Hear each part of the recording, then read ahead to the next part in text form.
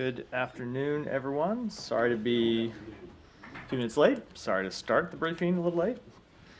Let's get going. Matt? You don't want to give us a review of the turkey pardon? The turkey pardon was great, actually. My kids got, in addition to seeing, what were they, Peach and Blossom being released on their own recognizance, my kids got to meet the president and shake his hand, take a selfie with him. So it was as far as events go, great success, and worthy pushing the briefing back 45 minutes. But I am sorry that you had to wait. Right. Okay. Well, now with that important news of the day out of the way, what I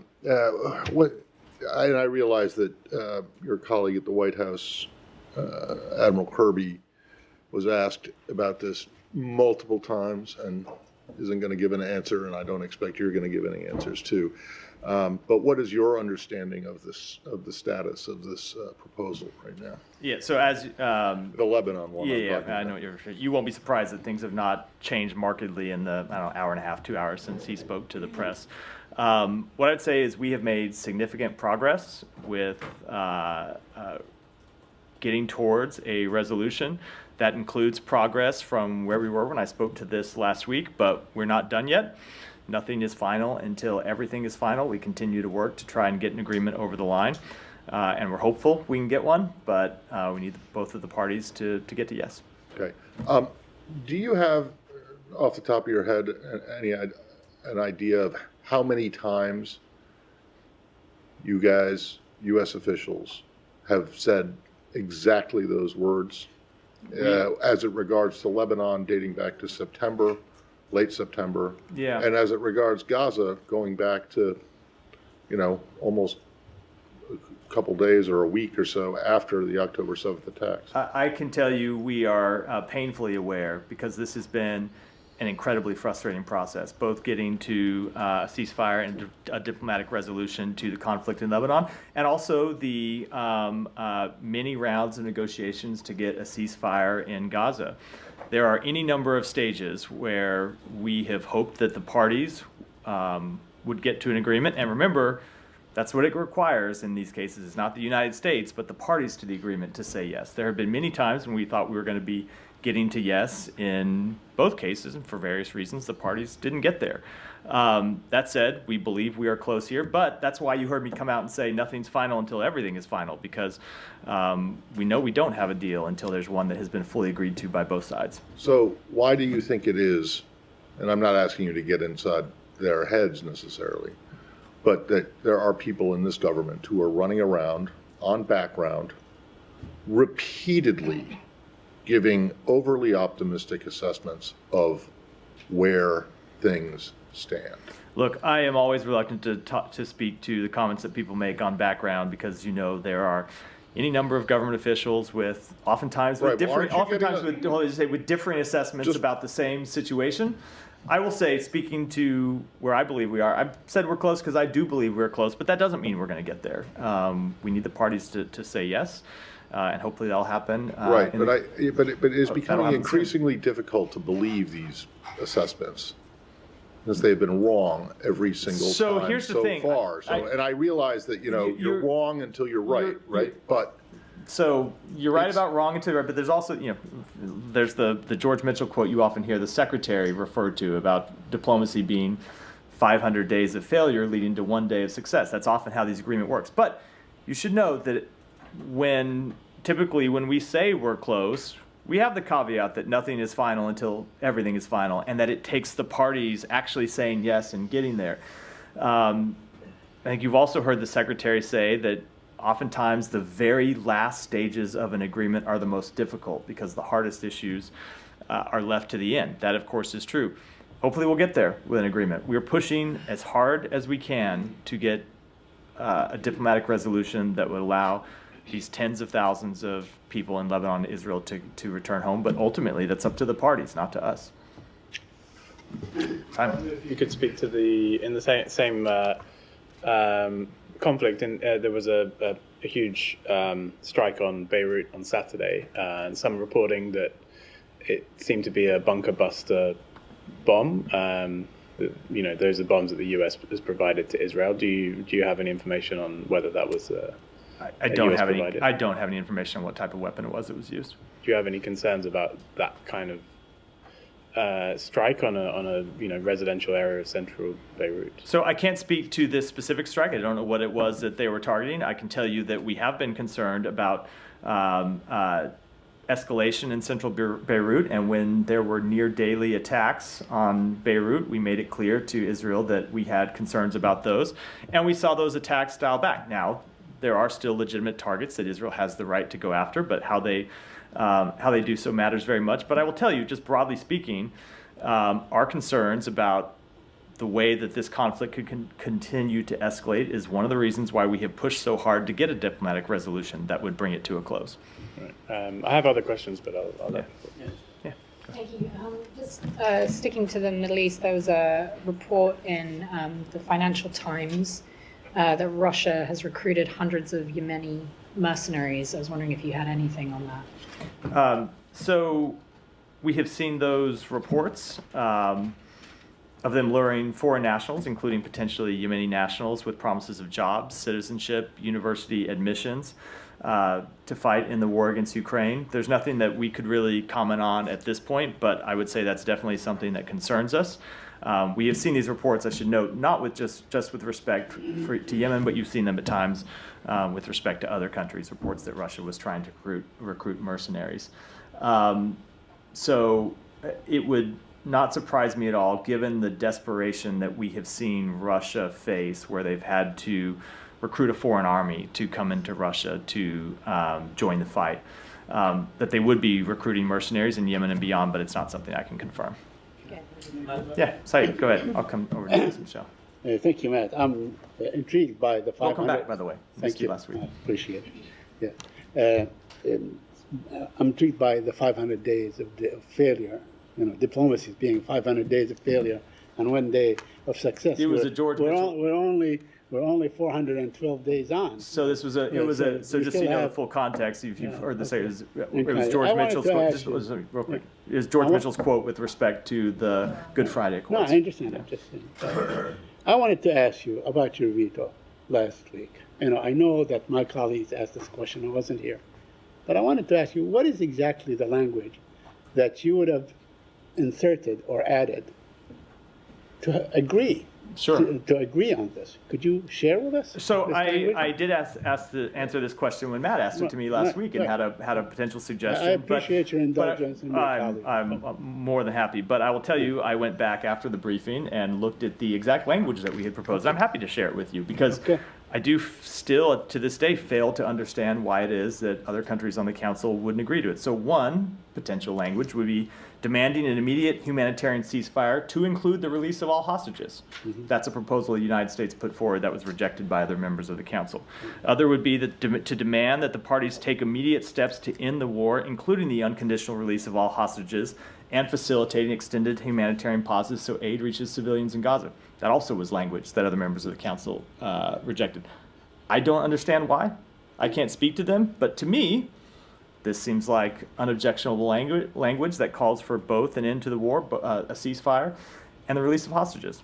But 14 other members found the language to be acceptable. Sure. And, not really, sure. And we disagree about the language that we ultimately opposed. Mm-hmm. We thought that language did not link the release of hostages with a ceasefire, and that's why we opposed it. But and that can, others can speak to why they supported the language they did. We didn't find that to be a sufficient linkage. But to the question of our alternative language, I think the language I put forward right now makes pretty clear that we were ready to call for an immediate ceasefire. We're ready to call for an end to the war, as we have done consistently, as we have in a previous Security Council resolution that we supported. But we believe we have to be clear that includes the release of hostages. But all diplomats and all experts, all legal experts, said that it was included. They did call for the release of the hostages immediately. It is called for in the resolution itself. No, it did. I don't want to dispute that. It did not link it to a ceasefire, and that's something that we have said from the beginning is important to the United States. Okay. Let me just ask you about the... No, there was one that we supported, the one in June, the United States, the Security Council resolution in June. Language is okay, but the language you abstained on in March, what's the difference between that language and this current one? I'd have to go back and look at the March language. There have been so many resolutions. I honestly In don't. June. I don't remember that. There's the one in June that we supported. in This is June. very different. On The one in June March, 10th. I'd have to go back and look. Okay, all right. Let me ask you on the ICC ruling. Now, many of your allies, including countries in the European Union, most countries in the European Union and others, they have agreed to this ruling, maybe with the exception of Hungary or a couple of other places. Do you consider Netanyahu to be a war criminal? So that certainly is not an assessment that we have made, and I will tell you that we have been clear that we, number one, do not believe that the ICC has jurisdiction in this matter, and two, that we have had real concerns about this proceeding on its own, grounded fundamentally in the rules of the court, that this is supposed to be a court of limited jurisdiction, grounded in the rules of complementarity. When there are countries that have investigations going on, and we know that Israel has hundreds of open investigations into potential violations of international humanitarian law or violations of the IDF's own code of conduct, that the ICC is supposed to be a court of last resort after those investigations have proceeded. And we have seen them take that seriously in other cases. With respect to Venezuela, for example, where they have waited until the end of a country's proceedings before moving forward, they declined to do so here, and that's why we have the concerns that we have. So you believe that the ICC should continue to do its work? There should not be sort of sanctions or pursued by, I mean, we heard Senator Cotton, for instance, who wanted to invade the Hague. I don't have any comment on the Okay. comments. I'm just saying on that, the lines you hear from the Hill. We are consulting with our allies and partners about this decision and how to respond to it. I don't have anything further Okay, to let me say. ask you one last question on this issue. Yeah. We know that the former, Ghent. You're gonna get a taken question on that one. Go ahead. the former Minister of Defense, Israeli Minister of Defense, will be coming to the United States soon, I guess. Is that just like a message saying your ruling does not apply? The former Minister of Defense? Yes, Mr. Gallant. I'm not aware of his travel, but look, the United States is not a party to the ICC in any event. Was not a party to has never been a party to the ICC. Thank you. Michelle, I said I'd come to next. Questions on Lebanon. First, Israel said yes to the agreement, and Lebanon too, but why you didn't announce it yet? I am glad that you are able to put facts on the table that I have not spoken to. That's what What's was that? reported today. I know that's what's oftentimes there are a number of things that there. Yeah, oftentimes there are a number of things reported that either are incorrect or a little bit off. Look, we don't believe we have an agreement yet. We believe we're close to an agreement. We believe that we have narrowed the gap significantly, but there are still steps that we need to see taken. But we hope that we can get there. I asked you this question, and I will try one more time. What role will the U.S. play in implementing the agreement? Look, and you are right. You did ask me that question last week, and I wasn't willing to speak to it because we didn't have an agreement final. We still don't have one final. And until we get one, I'm just not going to speak to any underlying provisions of that agreement. And can the U.S. Observe the implementation of the agreement since you don't have any troops on the ground? Again, when it comes to everything in this potential agreement, I'm just not going to speak to any underlying I will keep details. trying beside the U.S. I do appreciate it. Will France and the UK be part of the commission that will observe the implementation? I think I very obviously have the same answers I've given, or same finally- non-answer I've given in response to the previous Finally, questions. can Syria and the Assad regime play any role in preventing the flow of arms from Syria to Hezbollah? Look, hypothetically, Syria, of course, could play a role in preventing arms from being trafficked through its territory. It's not a role that we have seen them play today, but yes, of course, that's something that they could do. Are you talking to them? No, I don't have anything beyond that. You asked me a hypothetical question. I don't have anything beyond that further. Thank you. Michelle in the back. I want to follow up on Lebanon. President-elect Trump has said that he wants to end that war. Has his team at all been helpful, or would you like them to be helpful to get this across the finish line? I'm not aware of any conversations between our team and his team about this. There may have been, there are a lot of people that claim to be close to the former and future president. There are obviously a number of people inside this administration. I can't rule out that somebody had a conversation at one point, but I'm not aware of any conversation. Look, anything that anyone could do to help get a diplomatic resolution is something that we would support, but I don't have anything specific to speak to. Nadia. Maybe it's on Lebanon again, and then I have a question on the ICC. On Lebanon, So is this your understanding, since Netanyahu said in principle that he agreed to the agreement, that he's waiting now for the cabinet to approve it? Is this the only thing that we're waiting for? I am not going to get into that sort of underlying detail. It is up for the government of Israel to determine what constitutes approval under their system. And we do not yet have an agreement between the government of Israel and the government of Lebanon, and we're working to get one. Okay. But the 60-day ceasefire, is this your understanding again? Is the implementation of cessation of hostilities will start once they agreed on that within this period, or do you think this is just a temporary agreement and then we will sort out the details later? Look, I appreciate the question the same way I appreciated all of Michelle's questions. I'm just not going to get into underlying details of an agreement that is not yet final yet, or is not yet final. We have made significant progress. I think it would be extremely unfortunate if in any way, talking about the underlying details from the podium today, while we were trying to bridge the final differences, somehow undid the very important work that has happened. So I unfortunately have to. We've got decline talking comment. points of John Kirby as well. Well, I think John Kirby is being equally responsible and not talking about an agreement that is still being negotiated. Sure, fair enough. On the ICC, you vehemently disagree with the decision. Does a legal scholar who is a Holocaust survivor and a former Israeli ambassador who weighed heavily into this decision, does it take into account at all? Do you think that somebody like him, who decided that actually there is reasonable ground to consider Netanyahu and his defense minister as war criminals, do you think that doesn't count at all? Look, we certainly do not begrudge anyone their considered opinion, including legal scholars who have come to the opposite conclusion from the United States. But it has been the consistent view of the United States, going back for a number of administrations, that they just do not, that the ICC does not have jurisdiction over this matter. Okay. You said you're not going to comment on Cotton or Lindsey Graham, that he wants to destroy the economy of your allies, including France and Canada and whatever. No. But the White House said that actually they're going to consider the next steps, what they're going to do later on. What exactly, and actually Karine said they're going to consult with allies. I mean, most of these allies already sided against you. So what exactly the steps that you might consider apart from sanctioning the ICC? So you just heard me a moment ago say that we are going to consult with our allies and partners in this question. I'm not going to try and get ahead of those conversations. We're going to talk to a number of partners of ours and make a decision about how we move forward, but I don't think it would be appropriate for me to try to get ahead of that process before it has taken place. Is it more than sanctions or within this? Again, these are conversations we're going to have with our allies and partners. I shouldn't get ahead of it here. Okay. Yeah, so what is your position on whether other countries that are members should follow the arrest warrant? Look, we have made clear that we disagree with this ruling, that we have serious concerns both with it from a jurisdictional perspective and also from a process perspective.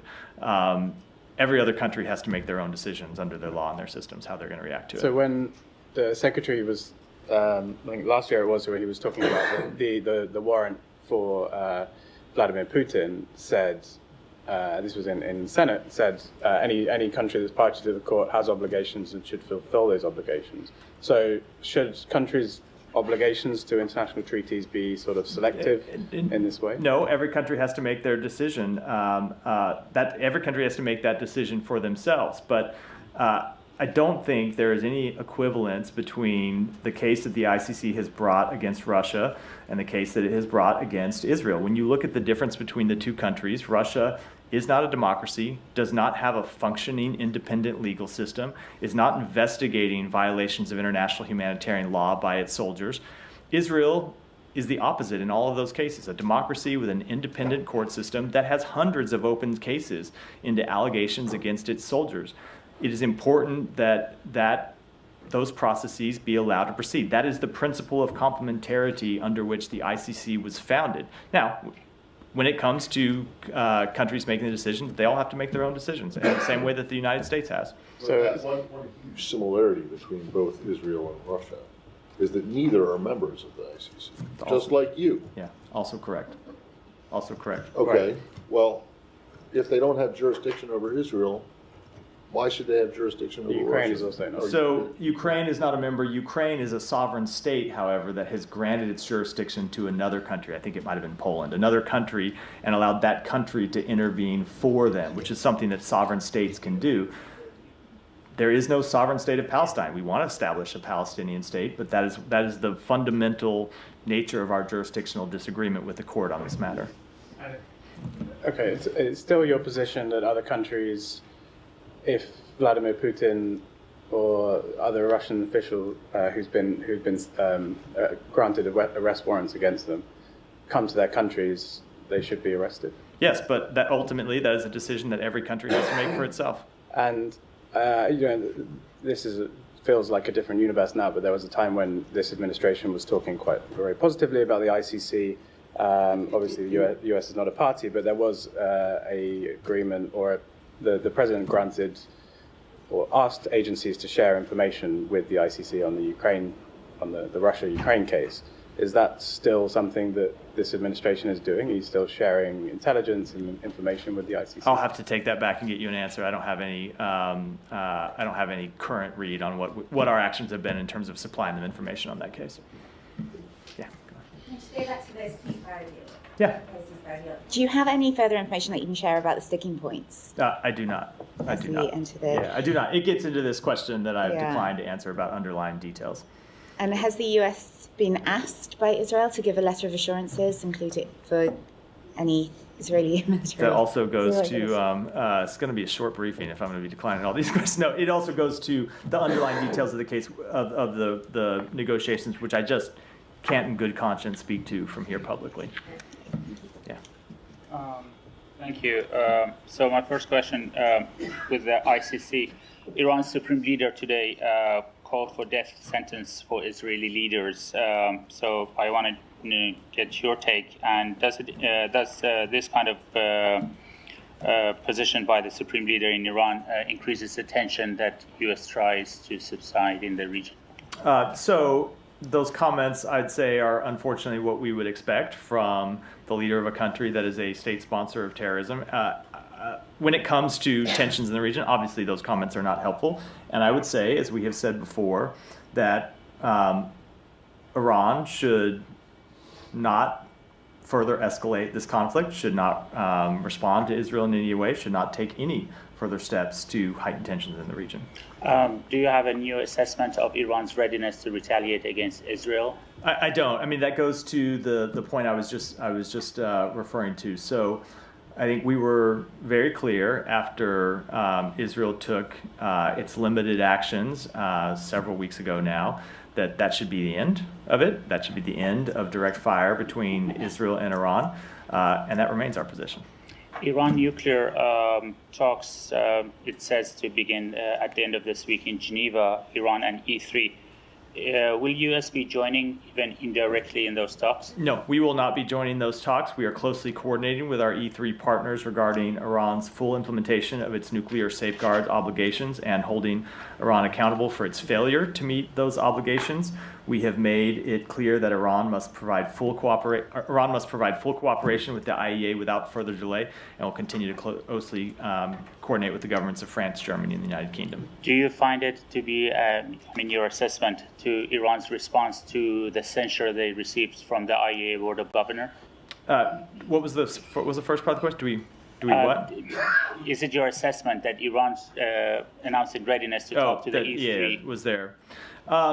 So, look, I would just say we're concerned with Iran's announcement that it's choosing the path of continued escalation instead of cooperating with the IAEA. Its continued production and accumulation of uranium enriched up to 60% has no credible civilian justification.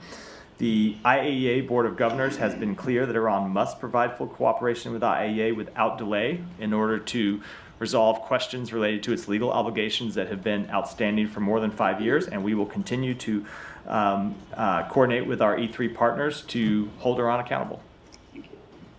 Yeah, go ahead. I don't know if you were asked this question because I was doing my live shot. On Lebanon, I know you don't want to elaborate, but the question is, if there is no deal, would it be fair to say this would be the last chance?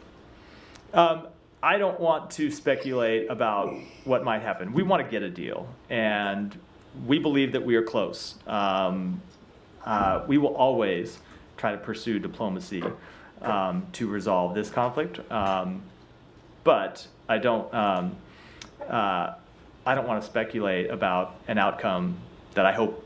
I don't want to speculate about an outcome that we hope doesn't take place, right? We want to get a deal. I don't want to speculate about what would happen if we don't get one. Okay. From what we've learned, this would be a ceasefire for 60 days, whatever. You don't want to confirm, I understand. But the thing is, who would be following up on that? There are rumors that Hochstein is leaving his position. So is the State Department going to be involved? Are you going to follow up also on the internal politics mediation in Lebanon when it comes to the president, to elect a president, to have a new government?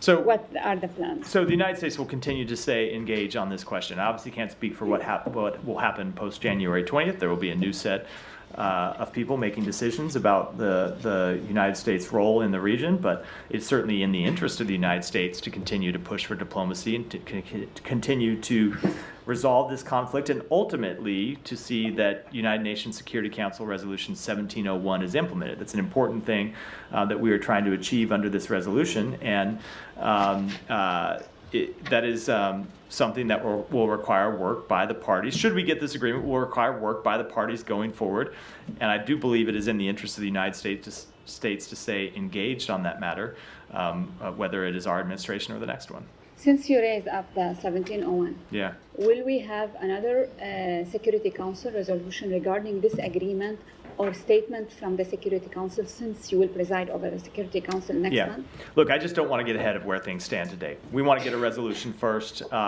Should we get a resolution, you will hear from us about the answers to all the questions that you have been putting to me today, and many others, including potentially a Security Council resolution. But I just don't want to get that. I don't want to get into that today. Yeah, Janie. I have a couple of questions on Russia, Ukraine, and North Korea.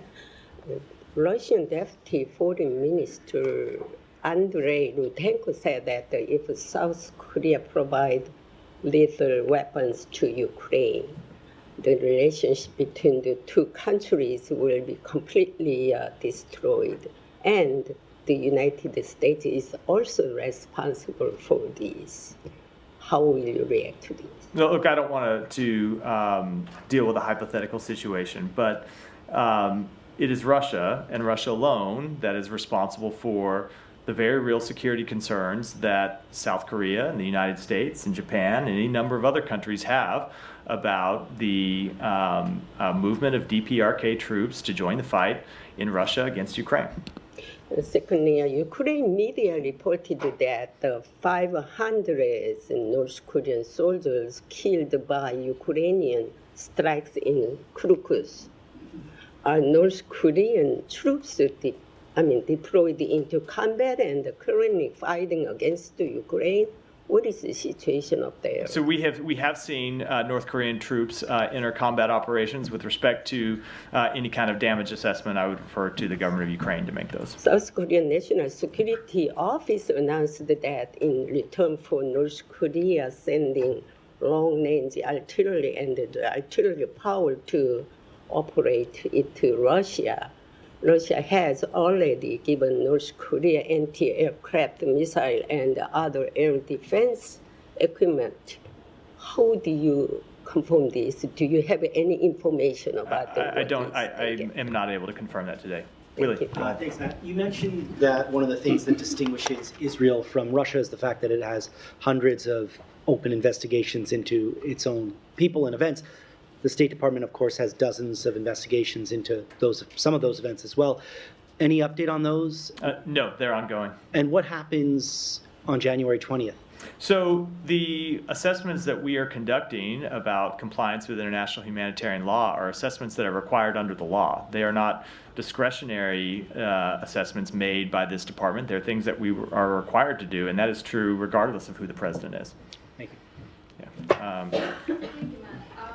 Human Rights Watch has reported today that an Israeli airstrike in Lebanon last month, which killed 3 journalists, constitutes an apparent war crime, and U.S.-made arms were also used in this incidents, according to report. Have you seen the report, and is the U.S. assessing the use of its weapons in this incidents like the others, reported other 500 others? So I have seen the public reference to the report. I'm sure there are people inside the administration, inside the department who have looked at the report. We generally do take these reports very seriously when we see them from non-governmental organizations, but I don't have any kind of further assessment either to the type of weapon that was used or to the nature of the strike itself. And there were similar, reportedly 500 such incidents that were being investigated by the State Department. Any conclusion in any of these? No, just as I said in response to Willie's question, we have a number of assessments that are ongoing. I don't have any further status to update on those. Yeah, thank you, Matt. On the potential Israeli attack in Iraq, the Iraqi government this week, they went to Security Council, the Arab League, and also the Organization of Islamic Cooperation, and there are the Iraqi diplomats saying that they reach out to the U.S. Have they reached out to you, and what's your position on this? So we have had a number of conversations with the government of Iraq about this underlying question, as you know, because I've spoken to you about them a number of times from this podium, and that our position has been clear that the Iran-aligned militia groups inside Iraq risk destabilizing Iraq. They risk dragging the country into a regional war by conducting unsanctioned attacks both within Iraq and outside of Iraq's borders. And look, we have a strong security partnership with the government of Iraq, and we have warned them about the dangers posed by armed groups acting independently and against Iraq's interests, and we'll continue to do so. Yeah, these groups, especially Kataib Hezbollah, the Islamic Resistance Group, they issued a statement and they said that they keep continuing attacking Israel. So do you think that Israel has rights to defend themselves against these groups and attacking these groups inside Iraq? So every country has the right to defend itself against terrorist attacks. That's a true statement about every country in the world. But we have been trying through diplomatic engagements as well as through our deterrent activities to prevent an escalation of this conflict and to prevent other countries from being dragged into this conflict. And that, of course, includes Iraq, which is why we have been clear with the government of Iraq that it must do everything possible to prevent these types of attacks from inside its own borders. And lastly, the Iraqi government says that U.S. has an obligation to deter these threats under the third section of the Strategic Framework Agreement between the U.S. government and Iraqi government. Do you think that you have this obligation to deter these threats on Iraq? I'm not going to speak to that publicly. We'll continue to discuss that with our Iraqi partners. Thank you. Thank you. So there are suicide bombings, sectarian clashes, political chaos, and right now thousands of Pakistani people protesting and clashing with the police force, demanding the release of their political leader.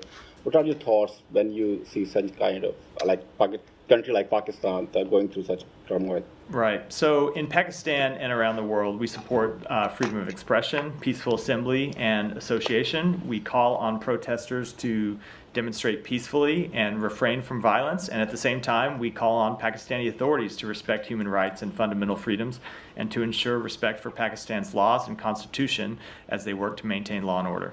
So U.S. prosecutors have charged Indian billionaire Adani with fraud and bribery. The leader of the opposition in India, Rahul Gandhi, has demanded the immediate arrest of Adani and alleged that Prime Minister Modi is protecting him. Is this something U.S. supports, such as the arrest investigation? Look, that is a law enforcement matter. I would defer to my colleagues at the Department of Justice to speak to it. Yeah. Thank you, Matt. Regarding the protests going on in Pakistan, yesterday in almost 10 major cities in the U.S., those similar protests happened where they're demanding the release of Imran Khan. Right now, just 15 minutes ago, 20 people in the protesters were shot. They're injured now. Your reaction to that, and how do you see the future of Pakistan? Is it starting to look like Bangladesh or not yet? Look, I don't have any further comment than what I said a moment ago, that we support the right of people inside Pakistan to protest peacefully, and we call on the Pakistani authorities to respect human rights and fundamental freedoms. Just last one. A lot of journalists, international journalists, and I want to include myself in it too, are a little concerned about how the upcoming administration is going to be treating the media. Is there anything you can at least tell them to boost them up, not to be too scared about the treatment, or no, there's nothing? Look, I think we have shown since day one of this administration the respect we have for the independent media. No, I'm sorry. I'm talking about the future, the next coming one to be very harsh and rude. Just let me give my answer. Yes, sir. We have shown since day one the respect that we have for the independent media. That's why we hold these briefings, because we believe it's important to come here and take questions. And I certainly believe that that is true and will continue to be true, that it's an important check on power for administrations of both parties, but I don't suspect that the incoming administration is necessarily going to look to me for advice on that question. Go ahead. Thank you, Ed. Mr. Kirby today very much seemed to confirm that Ukraine is allowed to use attackers in Russia. He said in and around Kursk, Oblast. So, given your previous reticence to clarify, I mean, can you clarify that it was a confirmation? No, I don't have anything further to say on that. Okay, so and in light of the recent experimental IRBM strike in Dnipro, are you considering changing your approach, or? No, we have not. When it comes, two ways to interpret that question, and I'll answer them both ways. When it comes to nuclear posture, if that's the approach that you meant, no, we have not changed our underlying nuclear posture and don't anticipate the need to do so. When it comes to our overall approach with respect to Ukraine, no, we will continue to support Ukraine. We believe in their fight for their freedom. We believe in their fight against a country that has tried to change the borders of Ukraine by force, and we're going to continue to support them. Le Monde reported today that there are discussions about between the French and the British about deploying troops to Ukraine. I take it you're not going to do it yourself, but do you have any reaction to that? No, I don't have any comment on that. Saeed, come back to you. On the settlers. About the Israeli Defense Minister, Mr. Katz, decided to release the settlers that are in administrative detention. I mean, there are a handful. There are like thousands of Palestinians in administration. Do you have any comment on that? Yeah, so we see the announcement that administrative detentions will no longer be applied to extremist Israeli settlers as a rolling back of one of the limited tools that was effectively being used by the Israeli government to rein in this illegal activity. As you know, Saeed, we are incredibly concerned about the increasing extremist violence in the West Bank, including assaults on civilians, forced displacement of Palestinian communities, and the willful destruction of homes and farms. We have called on the government of Israel repeatedly to take further actions to deter extremist settler violence and to hold those engaging in it accountable. And as you have seen with the actions that we have taken over the past year, we are also committed to continuing to take our own actions to hold people accountable. Have you spoken to the Israeli officials on this issue? So the secretary has not spoken with Minister Katz since this announcement was made. I know that the Secretary of Defense had a call with him over the weekend, and when it comes to the substance of that call, I would defer to my colleagues at the Pentagon. Thank you. Yeah, really go ahead. Just on the sanctions, is there anything the State Department can do to calcify the sanctions that you've already put in place? So the sanctions that we have put in place are decisions by the executive branch under authority given to us in the State Department's case, and I believe it's true in the Treasury Department's case as well, by an executive order signed by the President. Executive actions, unlike statutes, can be reversed by future executives, and executive orders issued by one president can be withdrawn by future presidents. I know that is an unsatisfactory answer to a number of people, but that is the nature of our system. Yeah. Coming back to Lebanon, there's a Human Rights Watch report today based on some research that they've done about an Israeli airstrike on October 25th that killed 3 journalists and injured 4 others. They say it seemed to be a deliberate attack on civilians, an apparent war crime, and found that it used a US-produced JDAM guidance kit. Is that something you've looked into? I think that's the same one I got asked about a moment ago when I said that I'd seen the reports about it. I'm sure that there are people inside the department who have actually reviewed the underlying report itself that was issued by Human Rights Watch. We take all of these things very seriously and look at them, but I don't have any assessment about either the type of munition that was used or the underlying event itself.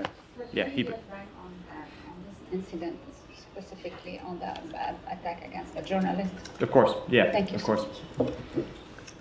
Thank you, Matt. The U.S. has an extradition with Turkey, and Hamas leaders are now in Turkey, according to Reuters report. When will the United States demand that Turkey extradite Hamas leaders responsible for the murder, rape, and kidnapping of Americans? And I have another question on the Palestinian So border. at a briefing last week, I was very clear that we do not believe that the leaders of Hamas, who are brutal terrorists responsible for the murder of individuals from all around the world, including United States citizens, we don't believe that they should be given safe haven anywhere in the world. Now, when it comes to specific extradition matters, that is a legal matter for the Department of Justice, not the Department of State. Since the U.S. government has made it clear that it opposes a Palestinian statute that provides a salary for life for anyone who murders a Jew, will the U.S. demand that the Palestinian Authority repeal that law? And will the U.S. sanction anyone who indeed provides a fee for someone who kills a Jew? We have made clear our concerns about that underlying policy, and I never preview sanctions activities from here. Yeah, go ahead. Thank you very much. Financial Times reported Russia is recruiting hundreds of young men, ensuring them good salaries and Russian citizenship to fight against Ukraine. You have some observation, or you are aware about that, or you have some input from your Saudi I think this counterparts? is the third time today I've gotten a question that I already answered already in the briefing. I did answer this earlier in the briefing, so I'll encourage you to check the transcript. I could give the same answer again, but I don't know if that's a good use of anyone's time. Okay. Amnesty International documented discrimination, violence, and you can say discrimination with the transgender people and people who don't have a dedicated gender. But we have someone here in the United States who is coming to take charge of White House and going our next president. He already said he is going to introduce some laws regarding that genders. So your investors been very engaged all around the world with the rights of transgenders, LGBT. You have some concerns on that? Let me take the question and get back to you. Go ahead. Hello, I have two questions. First one related to journalists. Today, United Nations organization, they blamed Israel for putting Fadi Al-Wahidi, a video journalist in Al Jazeera, put his life in risk because of lack of healthcare and medical supplies in northern of Gaza. And Israel is accused for killing over 170 journalists in the Gaza. Why we don't see any other journalists like from USA or like any other countries? It's like seems Israeli authority targeting Arab journalists, putting their life in risk, while we don't see any condemnment from you. Like you don't blame Israel for killing all You this have number heard us say any number of times that that we condemn the death of any journalists, that we don't want to see journalists killed in this conflict or any other, that we want to see journalists protected. Now, just to answer as a factual matter, I don't believe there are many at all Western journalists inside Gaza. So it is quite tragic that it is in most cases Palestinian journalists who are there documenting what is happening on the ground and bearing the very tragic toll of carrying out that important work. Okay, so do you urge Israel to add more medical support in northern Gaza for not just Fadi Al-Wahidi, for many other people in northern of Gaza, like so far everyone now under the risk of losing their life? We do want to see increased medical care in Gaza, including in northern Gaza, and I would add food and water as well. Last question on ICC, USA, it seems against the consensus of most of countries when it comes to Palestinian rights. You were only country that used veto among 15 countries for ceasefire in Gaza. You among your partners in NATO and the European Union, you were against ICC decision. You were against ICG decision. like you were against most of consensus in everything came to Palestinian rights. Why people should believe that you are a fair mediator between Palestine and Israel? Look at the work that we have done over the past months trying to get an end to the war in Gaza. Look at the work we have done with Egypt and Qatar trying to get a ceasefire resolution that would, hold on, just let me finish, that would stop the killing and stop the suffering. But I think the this faulty premise, maybe the right way to say it. I think the issue underlying the question is, or the presumption in the question is that the United States can force anyone to take a deal. We can't. Who can judge Let me just answer the question. We can work with our mediators and continue to put forward the best proposals possible. We can continue to push to try to get a resolution. But in all of these cases, it requires the underlying parties to say yes. It requires the parties to conflict to say yes. And we will continue to use the every diplomatic tool the United States has available to itself to try to end these conflicts.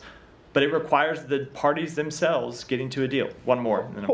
Who can judge Israel? Like which organization in the world can hold Israel accountable for any accusation, hundreds of accusations about journalists, about medical teams, about people, about 70% of who killed in Gaza are women and children. So everyone is able to make their own conclusions. Everyone is able to reach their own conclusions. Countries can make their own decisions. Countries can make can draw their own conclusions about what has happened and make their own policy choices about whether, for example, they are going to continue to work with Israel diplomatically. You have seen countries of the world do that. The ICC can make its own decisions. You have seen the ICC make its decisions. There are decisions that the United States disagrees with, but it did move forward on that decision. So everyone around the world has agency to make their own conclusion or to make their own decisions about the facts of these matters and pursue their own policy choices, and the United States will continue to do that, and of course other countries will as well.